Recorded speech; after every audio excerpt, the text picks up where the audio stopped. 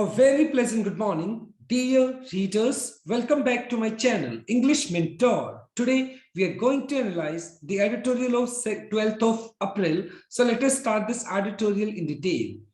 The title of this editorial is Weighing the Choices. देखो, weighing का मतलब होता है किसी चीज का मेजरमेंट करना, जिसको आप बोल सकते हो तोलना. The choices का मतलब होता है ऑल्टरनेटिव, यानी विकल्प. विकल्प की तुलना करना या विकल्प को तोलना. On precautionary vaccine doses. Precautionary का मतलब होता है वैसे प्रिवेंटिव, जिसको एहतियात के तौर पर लिया जाता है. Vaccine doses. और फिलहाल देखा जाए तो सेंट्रल गवर्नमेंट ने 18 साल से ऊपर के जितनी भी पॉपुलेशन है उनके लिए एक थर्ड डोज की बात कही है, जिसको प्रिकॉशनरी वैक्सीन बोला गया है. तो क्या वो प्रिकॉशनरी जो डोज है वो 18 प्लस लोगों को मिलना चाहिए या नहीं मिलना चाहिए, इसी बात को हम इस एडिटोरियल में डिस्कस करने वाले हैं. So let us start. Opening of the third dose, यानी फिलहाल सेंट्रल गवर्नमेंट ने इस बात का प्लान किया है कि वो अपनी थर्ड डोज को क्या करने वाले हैं, ओपन करने वाले हैं. मतलब थर्ड डोज को लगाने का जो प्रोग्राम है, उनका जो वैक्सीनेशन प्रोग्राम है उसको स्टार्ट करने वाले हैं. For those above 18 years is a positive step. और सेंट्रल गवर्नमेंट ने जो फिलहाल जो स्टेप लिया है, जिसके तहत 18 साल के ऊपर के जो लोग हैं उनको थर्ड डोज दिया जाएगा, जिससे कि उनकी जो एंटीबॉडीज हैं वो बूस्टेड रह सके, वो क्या रह सके, एक्टिवेट रह सके. तो इस वजह से सेंटर ने ये अभी एक डिसीजन लिया, जिसके तहत वो लोग जो 18 प्लस की कैटेगरी में आएंगे उनको थर्ड डोज दिया जाएगा. ये एक अपने आप में एक बहुत ही पॉजिटिव स्टेप है जो कि सेंट्रल गवर्नमेंट ने लिया है. एज इंडिया सीज, जैसे जैसे इंडिया क्या देख रही है, स्टेडी स्लम्प. स्टेडी का मतलब कांस्टेंट, स्लम्प का मतलब हो गया एक तरीके से मंदी आना किसी चीज के अंदर, यहाँ पे कमी कह सकते हो. और जैसे जैसे इंडिया के अंदर फिलहाल कोरोना वायरस के केसेस के अंदर अगर बात की जाए तो उसके अंदर क्या देखा गया है, उसके अंदर स्लम्प देखा गया है, उसके अंदर कमी देखी गई है. द सेंटर हैज अनाउंस, और सेंट्रल जो गवर्नमेंट है उसने अनाउंस किया है क्या, ओपनिंग ऑफ द थर्ड. यानी फिलहाल अगर देखा जाए तो सेंट्रल गवर्नमेंट ने थर्ड जो वैक्सीनेशन प्रोग्राम है उसको अभी स्टार्ट करने की बात कही है. और ये जो डोज है वो प्रिकॉशनरी डोजेस कहलाई जाएगी. प्रिकॉशनरी का मतलब जिसको आप बोल सकते हैं प्रिवेंटिव, मतलब वो लोग जो ऑलरेडी 2 वैक्सीन ले चुके हैं उनको थर्ड डोज दिया जाएगा, जिससे कि उनकी जो एंटीबॉडीज है उनको क्या किया जा सके, उसको और भी ज्यादा बूस्टेड किया जा सके, उसको और भी ज्यादा मजबूत किया जा सके. To everyone over 18 years. और ये जो प्रिकॉशनरी जो वैक्सीन लगेगी वो 18 साल से प्लस की जो लोग हैं उस कैटेगरी के लोगों को ये वैक्सीन दिया जाएगा. द रिस्ट्रिक्शन, रिस्ट्रिक्शन का मतलब है प्रतिबंध एक तरीके से, इज दैट, यानी ये जो थर्ड डोज दी जाएगी, प्रिकॉशनरी वैक्सीन दिया जाएगा, इसके पीछे सिर्फ एक ही प्रतिबंध है. वो क्या है, these doses must be the same as the one administered earlier. और इसके पीछे प्रतिबंध सिर्फ एक यही है कि जिन लोगों ने जो भी वैक्सीन पहले ली है, मान लो जिन्होंने कोविशील्ड पहले एडमिनिस्ट्रेट किया था, एडमिनिस्ट्रेटेड का मतलब हो गया वैसे प्रोवाइडेड या गिवन, जिन लोगों ने जो भी वैक्सीन को लिया था तो उसी वैक्सीन को फिलहाल उनको लेना होगा. जिन लोगों ने कोविशील्ड को लिया था थर्ड डोज भी वो कोविशील्ड को ही लेने वाले हैं, और जिन लोगों ने कोवैक्सीन को लिया था तो वो अभी फिलहाल कोवैक्सीन को ही लेने वाले हैं. तो ये एक प्रतिबंध रहेगा, ये एक रिस्ट्रिक्शन रहेगी, ऐसा ही फॉलो किया जाएगा. They must be at least a 9 month gap following the second dose. और दूसरा मतलब एक तो रिस्ट्रिक्शन ये है कि डोज सेम होनी चाहिए, जो पहले डोजेस आपने ली हैं वही डोज आप ले सकते हैं अभी. और दूसरा जो लास्ट वाली डोज और अभी की डोज की अगर बात की जाए तो उसके अंदर 9 महीने का गैप होना जरूरी है. इंप्लाइंग दैट, इंप्लाइंग मतलब हो गया इसका मीनिंग दैट, इसका अर्थ ये हुआ that Covishield and Covaxin will comprise almost all the demand. तो इसका मतलब ये हुआ क्योंकि ज्यादातर इंडियन जो पॉपुलेशन है वहां पर क्या लगा हुआ है, या तो कोविशील्ड लगी हुई है या कोवैक्सीन लगी हुई है. तो इसका मतलब ये हुआ कि ज्यादातर जो डिमांड है, पूरी की पूरी जो डिमांड है, कंप्राइज का मतलब ऐसे बनना होता है, यहाँ पे इंक्लूड हो गया, शामिल करना हो गया. तो पूरी की पूरी डिमांड के अंदर, पूरी की पूरी मांग के अंदर कोविशील्ड या कोवैक्सीन को ही क्या किया जाएगा, शामिल किया जाएगा. क्योंकि ज्यादातर जो पॉपुलेशन, इंडियन पॉपुलेशन है, उनको क्या दिया गया है, या तो कोविशील्ड दिया गया है या कोवैक्सीन दिया गया है. The experience of the past 2 years, और पिछले 2 सालों का अनुभव की अगर बात की जाए फ्रॉम अराउंड द वर्ल्ड, पूरी दुनिया के अंदर, that has shown the third wave dose has only a little additional benefit over 2 doses in preventing an infection. और अगर पूरी दुनिया के अंदर देखा जाए पिछले 2 सालों के अंदर जो थर्ड डोज दी गई है उसके सिर्फ इतने ही फायदे हैं। थर्ड डोज जो है उसका एडिशनल बेनिफिट सिर्फ ये है, क्या एडिशनल बेनिफिट है इसका, कि a little additional benefit over 2 doses in preventing an infection. यानी ये क्या करती है, इंस्पेक्शन है जो इंफेक्शन जो है उसको क्या करती है, उसको उस इन्फेक्शन को दोबारा होने से प्रिवेंट करती है, बचाती है, because of constantly mutating character of the virus. और क्योंकि ये जो फिलहाल अगर देखें, म्यूटेट का मतलब चेंज होना, कैरेक्टर ऑफ द वायरस, जो वायरस है मतलब ये कोविड का जो वायरस है वो क्या कर रहा है, टाइमली क्या कर रहा है, वो अपने फेस को म्यूटेट कर रहा है, बार बार चेंज करके आ रहा है। जैसे पहले कोविड था, फिर डेल्टा वेरिएंट हो गया, फिर डेल्टा वेरिएंट प्लस हो गया, फिर ओमिक्रॉन हो गया। तो अगर बात की जाए तो ये जो थर्ड डोज दी जा रही है, तो थर्ड डोज का कोई ज्यादा बेनिफिट तो नहीं दिखता है, लेकिन इससे सिर्फ इतना ही फायदा देखने को मिलेगा। ये क्या करेगा, इट हेल्प्स, इसका सिर्फ क्या बेनिफिट मिलेगा आपको, इट हेल्प्स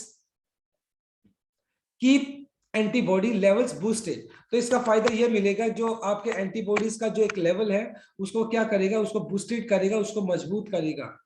हालांकि अगर ओवरऑल देखा जाए तो जो थर्ड डोज है उसका कोई ज्यादा बेनिफिट नहीं दिखता है, लेकिन उसके बावजूद भी ये आपका जो एंटीबॉडी है उसको क्या करेगा, थोड़ा बूस्टेड रखेगा, उसको इंक्रीज कर देगा।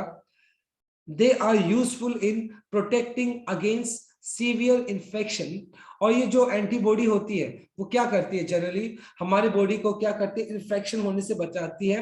तो इस वजह से जो थर्ड जो डोज रहेगी वो क्या करेगी, हमें प्रोटेक्ट करेगी, हमें सुरक्षा देगी, किस चीज से, सीवियर इन्फेक्शन होने से। मतलब बहुत ही एक तरीके से बहुत ही एक डेडली जो एक इंस्पेक्शन हो सकता था उससे बचाता है ये। A major aspect of vaccine, और मतलब एक वैक्सीन का एक अगर एक एस्पेक्ट की बात की जाए वो क्या है, the risk of adverse events. और जो वैक्सीन को लेकर मतलब जो रिस्क बना हुआ है उसके एडवर्स इवेंट्स भी हैं। इवेंट्स मतलब कह सकते हैं किस तरीके से, उसके एडवर्स कुछ आउटकम्स देखने को भी मिले हैं फॉलोइंग वैक्सीन। क्योंकि वैक्सीन के साथ साथ मतलब कुछ एडवर्स उसके आउटकम्स भी देखने को मिले थे। वो क्या थे, प्रीवियस एक्सपीरियंस की अगर बात की जाए, हैज सजेस्टेड, और पुराने जो एक्सपीरियंस है उसके हिसाब से देखा जाए, दैट सर्टेन वैक्सीन, कि ये जो वैक्सीन है मे इंड्यूस का मतलब एक तरीके से इंस्पायर करना, प्रेरित करना, higher risk of blood clots in younger population. और पीछे मतलब कुछ केसेस के अंदर हमें ये देखने को मिला था, जिन लोगों ने वैक्सीन लिया था खासतौर पे यंगर पॉपुलेशन के अंदर क्या बन गया था, ब्लड क्लॉट बन गया था, खून का धक्का बन गया था। और जिसकी वजह से ये 18 बिलो की बात की जाए तो उसको अभी थर्ड डोज देने की बात नहीं की गई है। लेकिन ये जो केसेस हुए थे कुछ यंगर पॉपुलेशन के अंदर ब्लड क्लॉट बन गया था, ये जो केसेस थे वो काफी लिमिटेड थे। Now let us move on to a second slide. While these instances are extremely limited, और ये जो खून के धक्के बने थे यंगर पॉपुलेशन के अंदर, ये थोड़े केसेस थे वो बहुत ही लिमिटेड थे, बहुत ज्यादा नहीं थे। They become particularly relevant in India, और खास तौर पे ये जो केसेस बने थे वो काफी रेलेवेंट थे, काफी प्रासंगिक थे। प्रासंगिक का मतलब किसी से संबंध रखना। तो ये जो फिलहाल केसेस देखे जाए इंडिया के अंदर क्या थे, रेलेवेंट थे। और गिवन द साइज, गिवन का कंसीडर करना द साइज ऑफ पॉपुलेशन, और इंडिया की जो पॉपुलेशन है वो काफी बड़ी पॉपुलेशन है, and that a large number of people, और इंडिया के अंदर बहुत सारे ऐसे लोग हैं, चाहे वो यंग हो चाहे वो ओल्ड हो, have already been exposed to the virus, जो कि वायरस के कांटेक्ट में आ चुके हैं। क्योंकि इंडिया के अंदर बहुत सारे लोग ऐसे, चाहे वो यंग हो चाहे वो ओल्ड है, सभी को कोविड हुआ है, ऑलमोस्ट सभी को कोविड के संपर्क में आए हैं। नॉर्मली सामान्य तौर पर अगर बात की जाए, एक टेक्निकल कमेटी ऑफ एक्सपर्ट, एक कमेटी है एक्सपर्ट्स की, वो क्या करती है, such as national technical advisory group on immunization. Immunization का मतलब है वैक्सीन। NTAGI जो जनरली क्या करती है, वैक्सीनेशन प्रोग्राम को चैनलाइज करती है, वैक्सीनेशन प्रोग्राम को देखती है। जो NTAGI है वो क्या करती है, वे करती है, मेजर करती है, पहले उसको तोलती है the evidence before recommending and approved vaccine for roll out. मतलब किसी भी रोल आउट का मतलब किसी भी चीज को पब्लिकली क्या करना, अनाउंस कर देना, पब्लिकली उसको डिस्ट्रीब्यूट करना।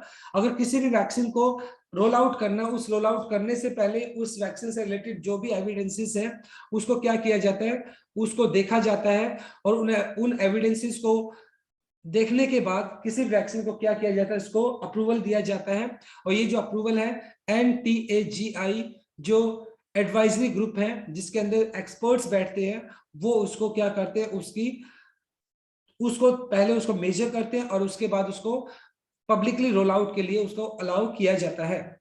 But this practice has been, लेकिन ये जो प्रैक्टिस है जिसके तहत क्या किया जाता है, सबसे पहले एविडेंसेस को देखा जाता है, एविडेंसेस के बाद फिर उस वैक्सीन को अप्रूवल दिया जाता है और बाद में उसको रोल आउट किया जाता है। ये जो एक प्रैक्टिस है इसको क्या किया गया, हैज बीन इफेक्टिवली एस्क्यूड।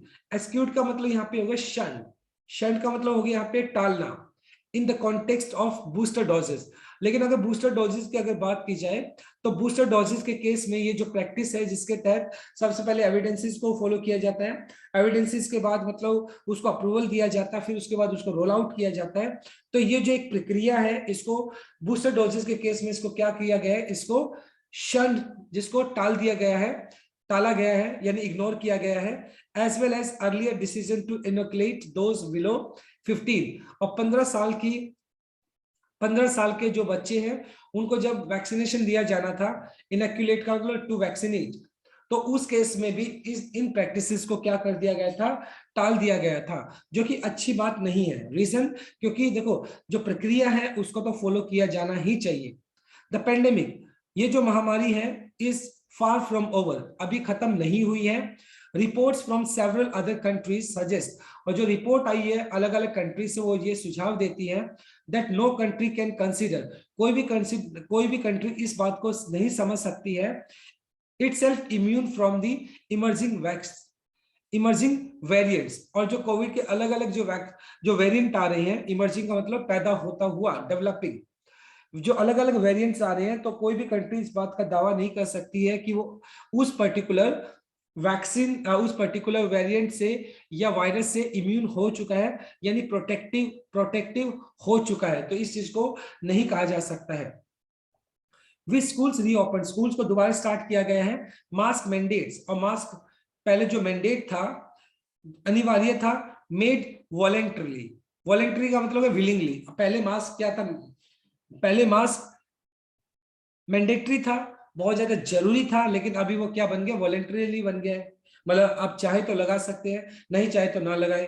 रिस्ट्रिक्शंस, और जो प्रतिबंध लगाए गए थे इंटरनेशनल फ्लाइट्स के ऊपर, उसको भी उठा लिया गया है। एंड इट इज रीजनेबल, और ये समझने वाली बात ये तर्क ये है, for the centre to anticipate a future wave led by more transmissible variant.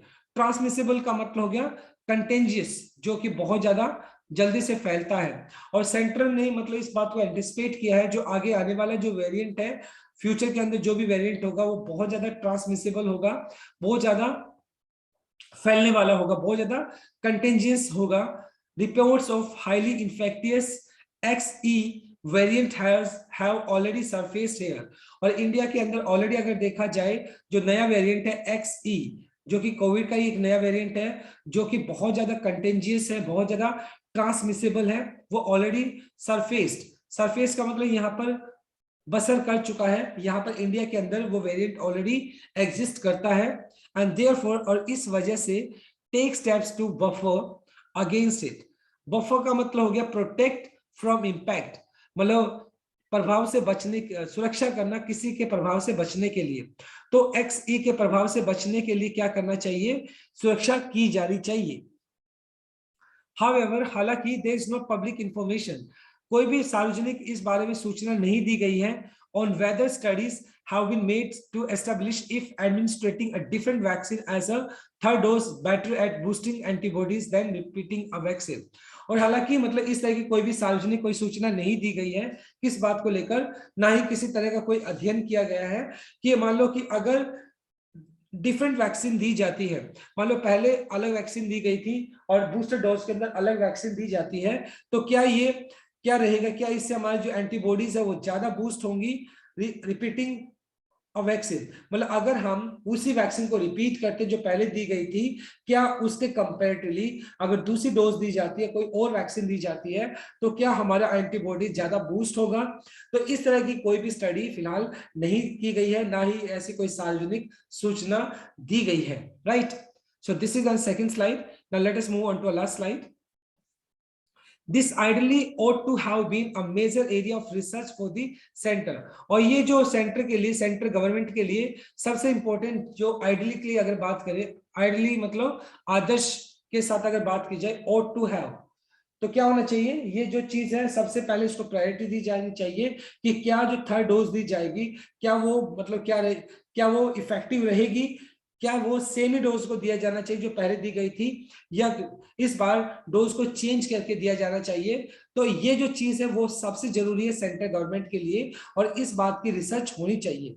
Another aspect, और दूसरा जो पहलू है, दैट बेयर्स का मतलब ब्रिंग्स क्लोजर लुक, और दूसरा जो पहलू है वो क्या लेकर आता है, बहुत ही एक क्लोजर लुक लेकर आता है, एक बहुत ही नजदीक से अगर हम चीज को देखें, इस progress on vaccine other than Covaxin and Covishield.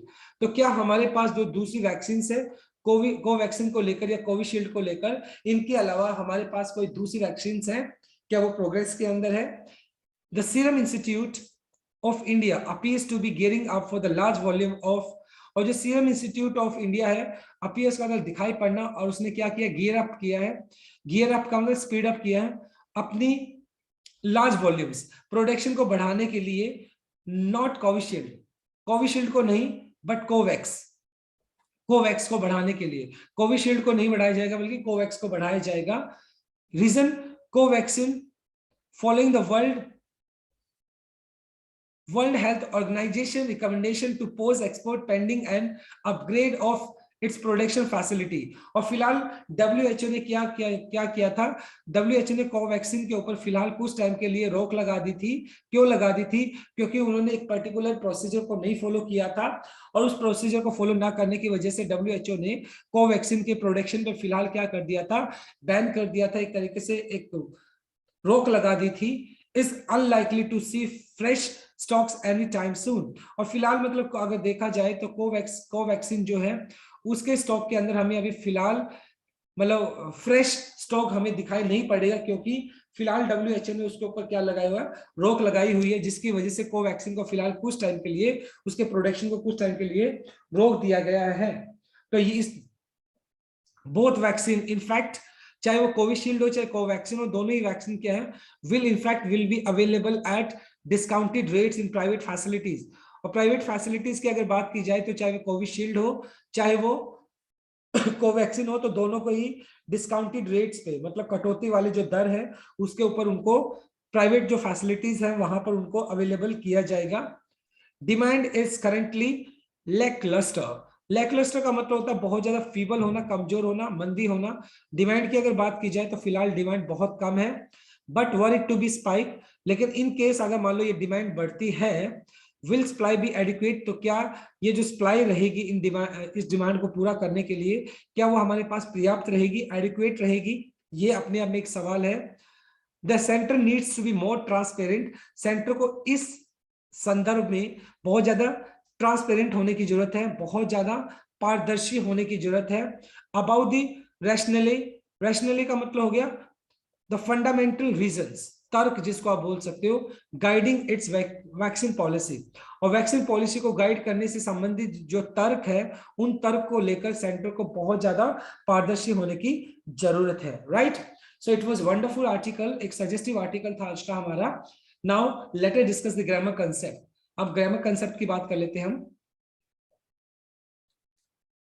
तो देखिए सबसे पहले ये जो फर्स्ट स्लाइड है इसका ग्रामर कंसेप्ट हम देख लेते हैं, फर्स्ट स्लाइड का। यहाँ पर देखिए सबसे पहले इंडिया सिंगुलर आपका सब्जेक्ट है, तो यहाँ पर आपने सीज यूज कर ले जो कि प्रेजेंट इंडेफिनाइट है। द सेंटर ये आपका सिंगुलर सब्जेक्ट हो गया, तो यहाँ पर आपने has plus third form use कर लिया जो कि आपका प्रेजेंट परफेक्ट है। द रिस्ट्रिक्शन आपका सिंगुलर सब्जेक्ट है तो इसलिए आपने इज यूज कर लिया। और कोविशील्ड एंड कोवैक्सीन आपका प्लूरल सब्जेक्ट हो गया तो विल कंप्राइज जो कि आपका फ्यूचर इंडेफिनाइट हो गया। द एक्सपीरियंस आपका सिंगुलर सब्जेक्ट है तो इसलिए देखो आपने हैज शोन यूज कर लिया जो कि आपका प्रेजेंट परफेक्ट है। इन आपका प्रेपोजिशन हो गया और प्रेपोजिशन के बाद आप जीरेंड यूज कर लेते हो तो प्रिवेंटिंग यहाँ पर आपका जीरेंड हो गया। कीप बूस्टेड, अब बूस्टेड यहाँ पर अगर आपने यूज किया है तो वो आपका V3 है जो कि पास्ट पार्टिसिपल एडजेक्टिव है। इन प्रेपोजिशन है, प्रेपोजिशन के बाद आपने फिर जीरेंड यूज कर लिया V1 plus ING।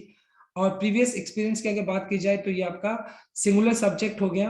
Has suggested आपने यूज कर लिया क्योंकि आपका जो प्रीवियस एक्सपीरियंस है ये आपका सिंगुलर सब्जेक्ट है और यहाँ पर आपने हैज प्लस V3 यूज कर लिया जो कि आपका प्रेजेंट परफेक्ट है। मे इंड्यूस में आपका पॉसिबिलिटी शो करता है फ्यूचर के अंदर और इंड्यूस का मतलब होता है इंस्पायर करना, प्रेरित करना, जो कि आपका मॉडल वर्ब हो गया मे और उसके बाद आपने V1 यूज कर लिया। Now let us move on to our second slide.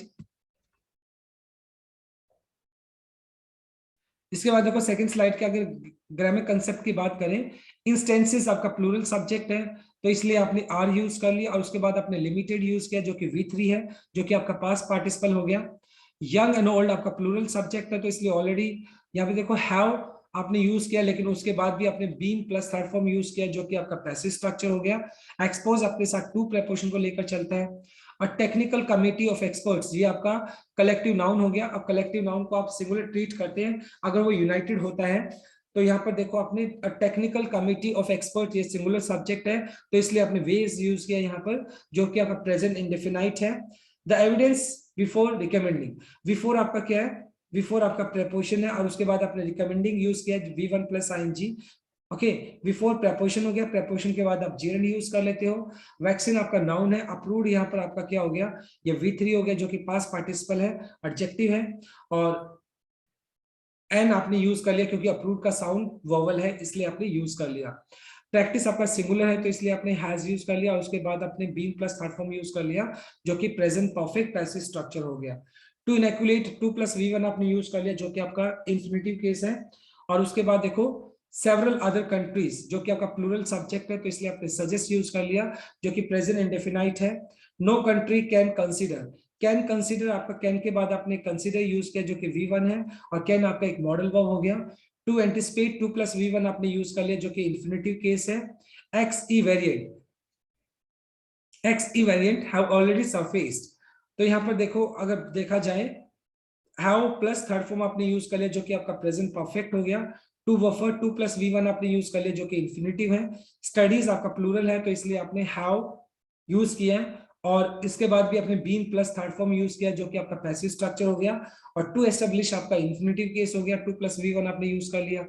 यहाँ पर देखो इज बेटर, वैसे बेटर आपका कंपैरेटिव डिग्री है और कंपैरेटिव डिग्री अपने साथ देन लेकर चलता है। और यहाँ पर देखो एट बूस्टिंग, बूस्टिंग यहाँ पर आपने प्रेपोजिशन एट के बाद बूस्टिंग को यूज किया जो कि आपका जीरेंड है और बूस्टिंग और ये रिपीटिंग दोनों क्या है यहाँ पर जीरेंड की तरह यूज किए गए हैं, right. Now let us move on to our third slide. Third slide को देख लेते हैं हम। थर्ड स्लाइड ये हमारा ग्रामर कंसेप्ट देखते हैं। ऑट, वैसे ऑट तो ऑट टू होता है आपका जब आप एडवाइस देने का काम करते हो, जनरली शुड के साथ मस्ट के साथ एडवाइस दिया जाता है तो ऑट के साथ भी एडवाइस दिया जाता है। और टू हैव बीन ये आपका प्रेजेंट परफेक्ट की तरह, सॉरी परफेक्ट पार्टिसिपल की तरह यूज किया गया है। टू हैव इंफिनिटिव हो गया 2 प्लस V1 तो इंफिनिटिव और इंफिनिटिव परफेक्ट हो गया ये आपका। दैट आपका रिलेटिव प्रोनाउन हो गया। एस्पेक्ट आपका सिंगुलर सब्जेक्ट है इसलिए यहाँ पे बेयर्स यूज कर लिया। और रिलेटिव प्रोनाउन के केस में जो एंटीसीडेंट होता है उसके हिसाब से वर्ब यूज करते हैं तो एस्पेक्ट यहाँ पर आपका एंटीसीडेंट है इसकी वजह से आपने बेयर्स यूज कर लिया V1 और उसके साथ SEIS लगा दिया जो कि प्रेजेंट इंडेफिनाइट है। सीरम इंस्टीट्यूट ऑफ इंडिया जो कि सिंगुलर सब्जेक्ट है तो इसलिए आपने अपीयर्स यूज कर लिया। और टू भी आपका क्या हो गया, टू भी आपका हो गया इंफिनिटिव केस और उसके बाद गियरिंग आप जो यूज किया है ये आपने कंटिन्यूअस केस में यूज किया है। To expose, to pose 2 plus V1 आपने यूज कर लिया जो कि इंफिनिटिव केस है। एट प्रेपोजिशन है। एट डिस्काउंटेड रेट्स, रेट्स आपका नाउन हो गया तो डिस्काउंटेड आपका V3 हो गया जो कि आपका पास्ट पार्टिसिपल एडजेक्टिव है। नीड्स, यहाँ पर नीड को यूज किया गया है एज अ मेन वर्ब और जब नीड को as a main verb use किया जाता है तो वो अपने साथ टू भी लेकर चलता है, तो इसलिए यहाँ पे टू आपने यूज किया और उसके बाद आपने बी यूज कर लिया, जो कि टू बी यानी आपका इंफिनिटिव केस हो गया, right. So my dear readers, I hope ये आपको आर्टिकल समझ में आया होगा. So this is all about from this article. Thanks for watching this video. Please do like, share, comment, and subscribe to my channel. So tomorrow I'll continue with another article. Till then, bye bye. Take care and have a nice day.